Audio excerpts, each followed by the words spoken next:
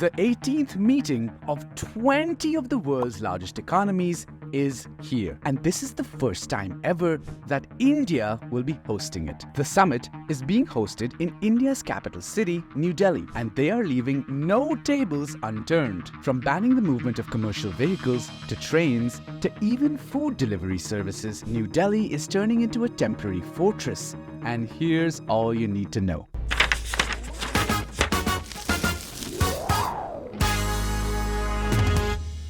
September 9th, 2023 is an exciting day for all the G20 countries, but perhaps the most for India because it's the first time they are hosting the G20 Summit. In today's video, let's dive into the theme, the wild restrictions in New Delhi, and the most surprising of all, the G20 is not just a two-day event, it's been going on since the last 6 months. Don't forget to like this video and subscribe to the channel before we dive in.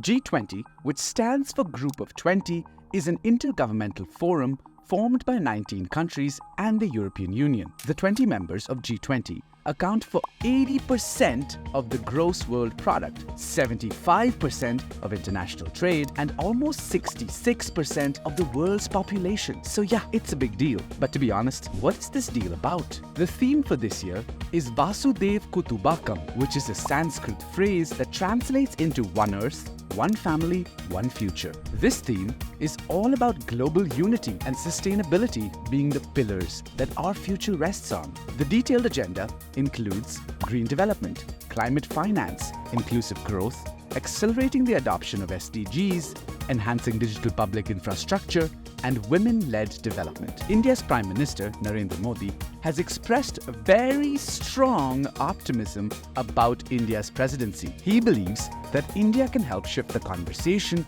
to a more human-centric development approach, as well as address climate change and a regulation strategy for global cryptocurrencies. While he's all geared up for this 2023 summit, let's see the wild changes he's imposed on the city for this summit.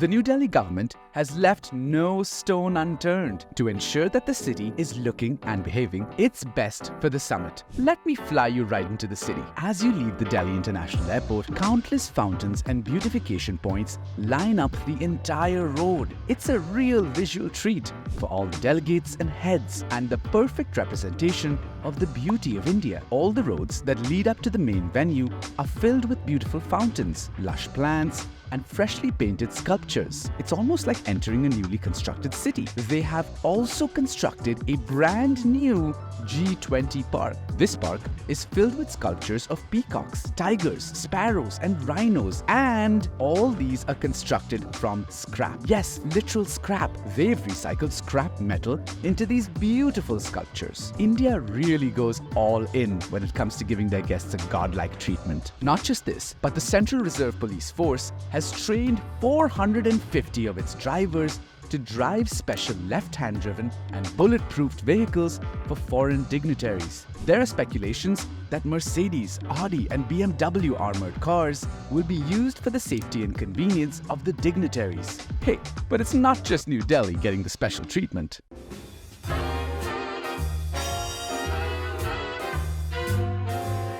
The main summit is on the 9th and the 10th of September, but the meetings leading up to the G20 have taken place in over 60 Indian cities in the last 10 months. This has been considered to be India's biggest exercise, not just from an international lens, but also to shine the spotlight on smaller towns. The first meeting was held in January at Pune, a small town but a major IT hub in Maharashtra. And then the meetings have spread to the south, in Thiruvananthapuram and Chennai, then to the north in Chandigarh, then to the east in Guwahati, and also to the west in Jodhpur. For a country like India, the G20 is more than just a meeting. It's a moment to spotlight the rich culture and heritage they come from. Speaking of progress and diversity, I've got another story about a resilient government that went the extra mile to make more convenient life for its citizens. I'm talking about London and how they built the first ever metro station in the world. Check out this next video to know all about it. Make sure you're subscribed to Behind the Date for more captivating stories, mind-boggling facts,